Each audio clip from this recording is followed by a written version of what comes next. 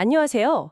오늘 우리가 함께 좀 깊이 살펴볼 자료가 있는데요. 바로 케어윤 뉴스 김영래 편집장님이 매일 아침 6시에 전해주시는 아침마다 지혜 시리즈 중 하나입니다. 아침마다 지혜, 해시태그 077, 중국 청년의 현실에서 배우는 시니어 세대의 교훈, 이거죠. 이게 뉴욕타임즈 기사를 바탕으로 해서 그 한때 중국의 꿈이라고 불렸던 그 희망 있잖아요. 그게 어떻게 좀 좌절되고 있는지, 또 그 현실이 한국의 시니어 세대인 당신께 어떤 의미가 있을지, 그거 좀 파헤쳐 보려고 합니다.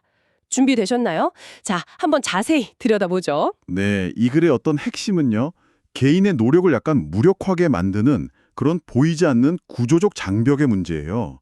중국 청년 보리스 가오라는 사람의 사례가 이걸 아주 잘 보여주는데요. 그 부모님이 국영기업 민영화 때 직장을 잃고 정말 힘들게 일하면서 아들 교육에 거의 모든 걸 쏟아부으셨대요. 그런데 정작 아들은 좋은 대학 또 대학원까지 나왔는데도 채용 과정에서 부모 배경 때문에 좀 불이익을 받는다는 거죠. 부모님 세대의 그 헌신이 결국 사회 구조 앞에서 그냥 힘을 잃어버리는 거네요. 참 안타까운데요. 네, 맞아요. 그런 현실인 거죠. 근데 더 주목할 점은 이게 그냥 뭐랄까 중국만의 얘기가 아니라는 거예요. 한국 사회에서도 비슷한 점이 있다는 말씀이시죠? 그렇죠.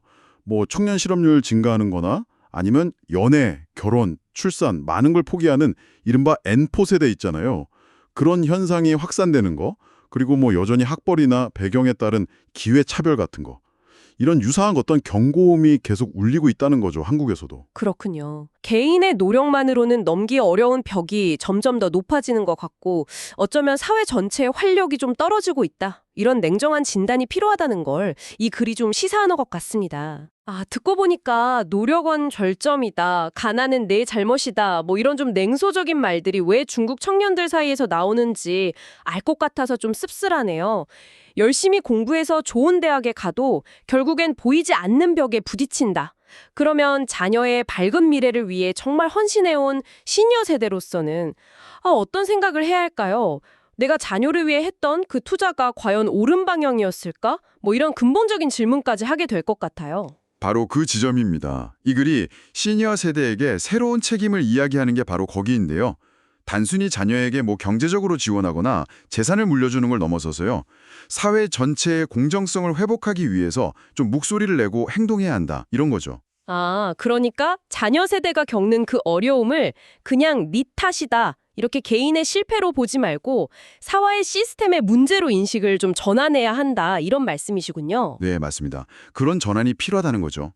그렇다면 시니어 세대가 구체적으로 어떤 역할을 할 수 있을까요? 이 글에서 제시하는 방안들이 좀 공dom해지는데요. 네, 몇 가지 구체적인 방향을 제시하고 있어요. 예를 들면 그 교육 기회의 공정성 문제 있잖아요.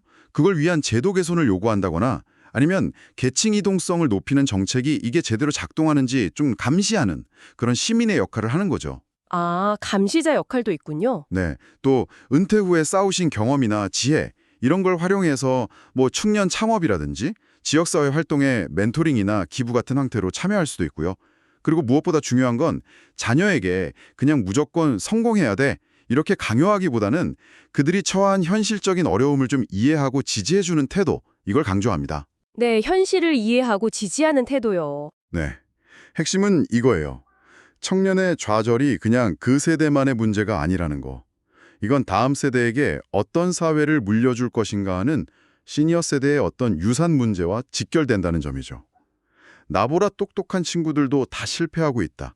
이런 청년들의 무력감을 그냥 외면하는 사회는 결국 지속 가능하기 어렵다는 겁니다. 그렇죠. 무력감이 사회 전체로 퍼질 수 있으니까요. 맞아요. 그래서 단순히 문제를 지적하는 데서 그치지 말고 세대 간의 어떤 실질적인 연대, 이걸 통해서 무너진 기회의 사다리를 다시 세우려는 노력이 필요하다는 그런 강력한 메시지를 던지고 있습니다. 오늘 살펴본 김영래 편집장의 글, 어쩌면 나는 내 자녀를 위해 정말 최선을 다했는데 왜 현실은 이럴까 하고 고민해 보셨던 당신에게 많은 생각을 안겨줄 것 같습니다. 그렇다면 이 분석을 접하신 당신에게는 어떤 질문이 떠오르시나요? 어쩌면 진정한 세대 간의 연대라는 건 서로의 상황을 막 탓하기보다는 각자의 위치에서 이 구조를 조금이라도 더 나은 방향으로 바꾸기 위해 뭘 할 수 있을지, 그걸 함께 고민하는 데서 시작되는 건 아닐까요?